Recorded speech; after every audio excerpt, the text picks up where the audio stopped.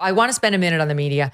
Laura Coates of CNN did like a whole hour earlier this week on how this was a failure. Here's a sampling. Just how effective were the American strikes on Iran's nuclear program? Well, tonight, CNN is learning a preliminary intelligence assessment suggests they did not destroy Iran's nuclear sites. This early report is from the Pentagon's Defense Intelligence Agency. CNN has spoken with 7 people briefed on it. One source says that the strike set Iran back, quote, maybe a few months, tops. 2 others tell us the country's stockpile of enriched uranium was also not destroyed. Another says the centrifuges are largely intact.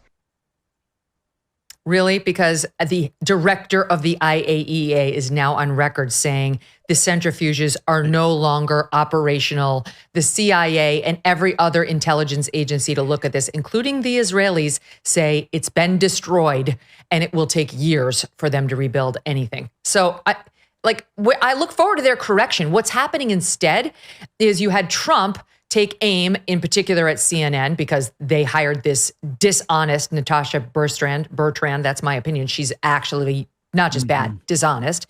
They hired her and Trump says she should be fired. I agree. She shouldn't be hired. The fact that she has a job at all after her disastrous fake news reporting for years at Politico and Business Insider and for The Atlantic is a miracle. I mean, it's a travesty. So he says she should be fired. This is a ridiculous thing that she's out there still doing this to me.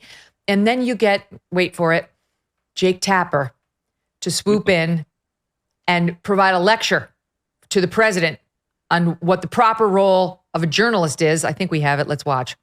Yes. We don't know yet whether this administration is accurately portraying what happened in Iran or not.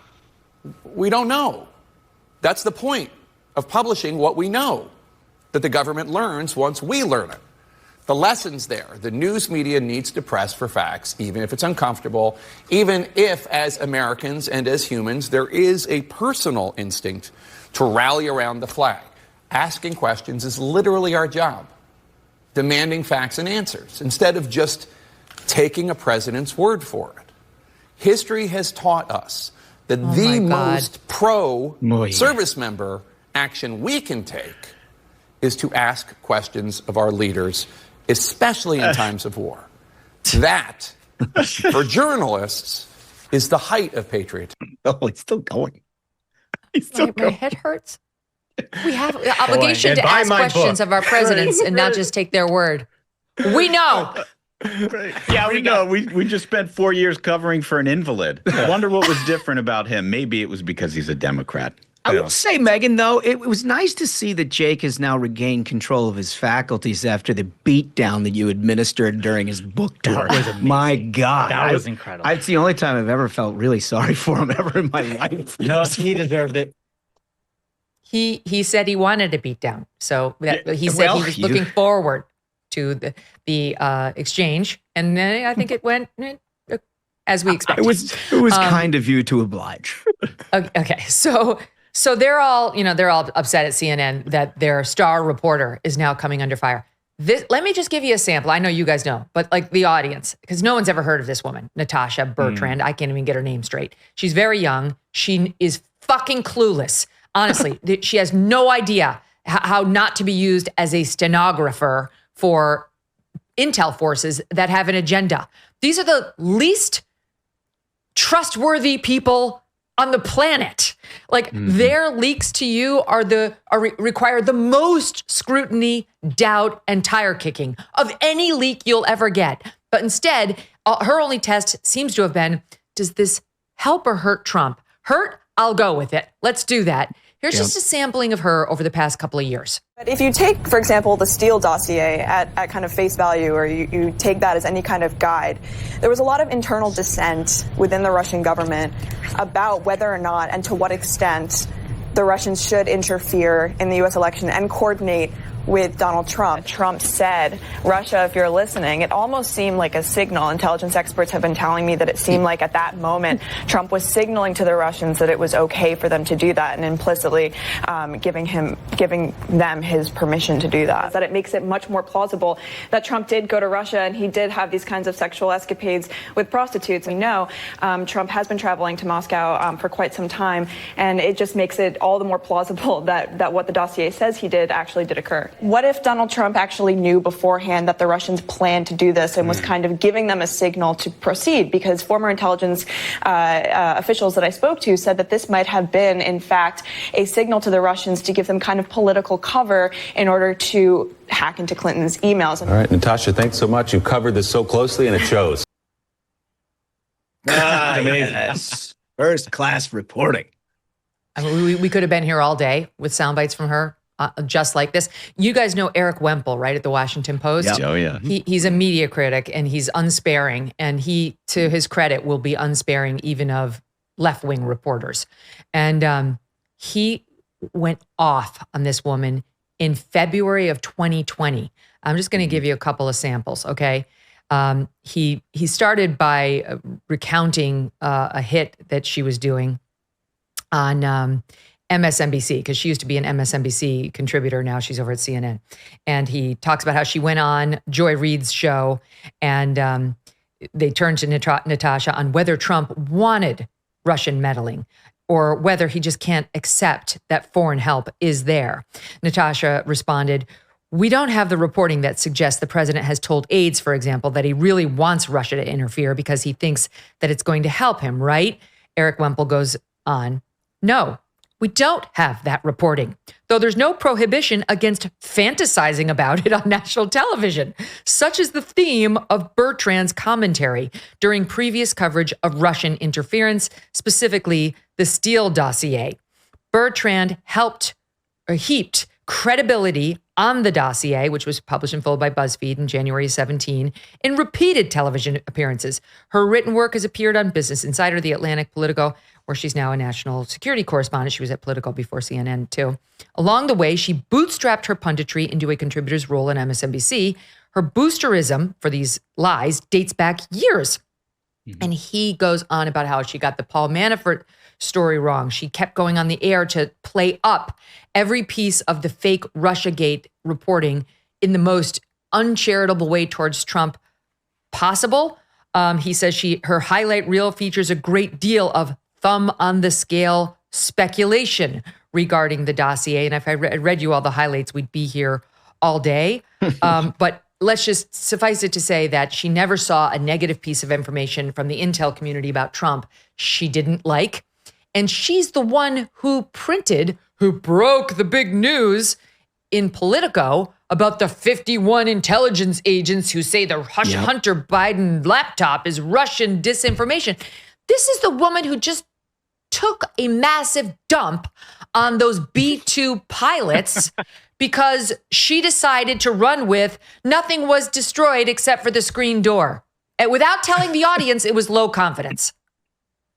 So Natasha Bertrand has a very long and storied history of trafficking in just not only lies, but figments of her own imagination. I think, there were rumors that I heard from other journalists that the reason why she hops from publication to publication is because editors eventually get sick of having to deal with covering for what are out and out lies. Sort of a Taylor Lorenz issue. Yeah, so she has to keep hopping around to publications. And further, I've heard from Democrats that she's the easiest way to place anything you want and get it out there. Of course. And she has built her career off of these TV hits where she basically says whatever any kind of like Looney Tune resistance, wine mom wants to hear. They want to be told, you're not crazy, lady. It's not, you're cat and your brainworms. Actually, Trump is a Russian agent this whole time. Believe me. Now let's spill the Chablis and have an afternoon. Her entire career is based off of just feeding into that madness and telling insane people you're not the crazy one. And she's gotten away with it for so long. I cannot wait for it to finally catch up with her. I mean, I don't know if they're lies. I don't know what they are. But how is she wrong so often and always in one direction? Is she this naive? Because if you're going to cover this beat, Intel, the Pentagon, I'm sorry, but like you need a Catherine Herridge. You need like a motherfucker who will be all over you. She won't believe a word you say. She dislikes everyone. Like that's what you need. It works. It works. You can't have this doe-eyed, know-nothing reporter who just gets used as a stooge of these intel agents who are far smarter than she is. So I don't know if these are lies or just she's fine being used and made to look like a fool in every report she does, Smug. I don't know. Yeah, I don't know if they're lies, Megyn. I think what it is it's wish casting. Like whatever is the least charitable, fact that the deep state can spin to her, she's going to accept it at face value because she wants it to be true so badly. Yeah. The other thing that really comes to mind in all of this, with reporters like that talking about how, we didn't actually, take out the nuclear sites. Like it's their instinct to sort of root against Trump. And it reminds me so much of those like early months of COVID where you got this whole sort of strain of journalism that seemed like it was almost rooting for the virus. Yeah. Yes. Yep. Big inroads in Manhattan this afternoon.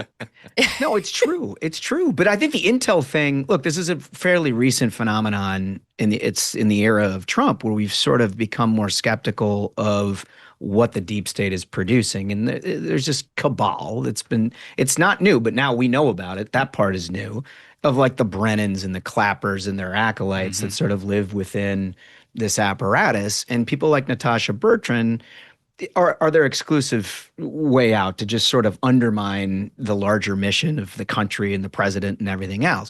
But they do this very tricky thing. And you could hear in the clips that you played of her doing just this, which is making an assertion that is like blindly insane, totally unsupported by facts. And then she drops a comma and says, intel officials say. Yep. Right? Yep. Intel official, unidentified, is likely one of these, somebody who picks up Brennan's coffee in the morning. Mm-hmm. But that's the way that she can traffic the information to the American people. This has been happening for decades. It's only in the era of Trump that we've become aware of it.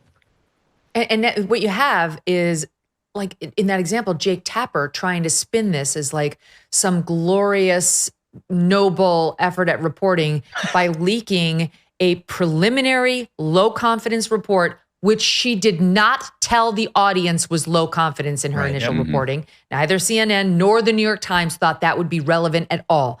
And I read you the Catherine Herridge explanation of how a normal schooled Pentagon or Intel reporter would receive such a leak. They would be like, this is not worth the paper it's printed on. But what they do is when Pete Hegseth comes out and says, just stop, that was low confidence and it was preliminary, all their instincts are, we're being lied to. We're being spun. We are days away from what has been dubbed by some the Rio Reset, what some worry could be a threat to the US dollar's global dominance in over 80 years. On July 6th, BRICS nations, that's Russia, China, India, and Iran, and some more, are expected to unveil their plans to circumvent the US dollar, thus cratering, its value. Some report that they've already been laying the groundwork as their central banks have been methodically divesting from the US dollar and US bonds in favor of gold. How can you protect your IRA or 401k from the fallout from this landmark shift? One option is to diversify with gold from Birch Gold Group. Historically, gold has been a safe haven in times of high uncertainty, which is right now. Get a free info kit on tax-sheltered gold IRAs by texting the word MK letters to 989898. July 6th could mark a monumental shift happening among nations that control 1/3 of the world's GDP. Arm yourself with information to diversify your retirement savings. Text MK to 989898 and claim your free info kit from Birch Gold.